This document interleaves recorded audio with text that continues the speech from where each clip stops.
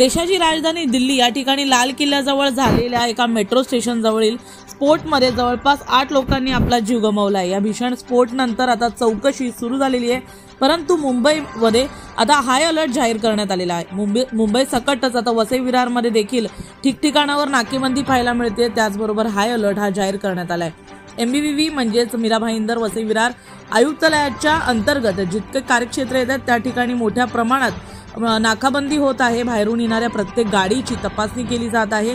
त्याचबरोबर या ठिकाणी ज्या गर्दीच्या ठिकाण आहेत त्याची देखील चौकशी केली जात आहे। मुंबईमध्ये विविध ठिकाणांवरती गर्दीच्या ठिकाणांवरती चौकशी ही कडक करण्यात आलेली आहे। त्याचबरोबर हाय अलर्ट असल्या कारणाने प्रत्येक गोष्टीची शहानिशा केली जात आहे।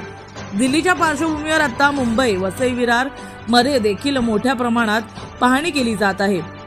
गेल्या काही तासांपूर्वी झालेल्या या ब्लास्टमध्ये दुर्दैवाने काही जणांनी आपले प्राण गमावले। त्याचबरोबर यामध्ये काही जणांना गंभीर दुखापतही झालेली आहे, त्यांच्यावर उपचार सुरू आहेत। तर यावर आता प्रधानमंत्री नरेंद्र मोदी यांनी देखील दुःख व्यक्त केलेलं आहे। इतकंच नाही तर विविध ठिकाणांवर याबाबत दुःख व्यक्त केलं जात आहे। असं असताना आता मुंबईला सतर्क राहण्यासाठी सांगितलं जात आहे, तसंच अलर्ट जाहीर करण्यात आलेला आहे। या संपूर्ण घटनेमध्ये ज्या येथे नागरिकांना गरज असल्यास बाहेर पडण्यास सांगितलेलं आहे, कारण सध्या हाय अलर्टच्या परिस्थितीमध्ये ठिकठिकाणी नाकाबंदी असून सर्वत्र सध्या चौकशी जी आहे ती सुरू आहे।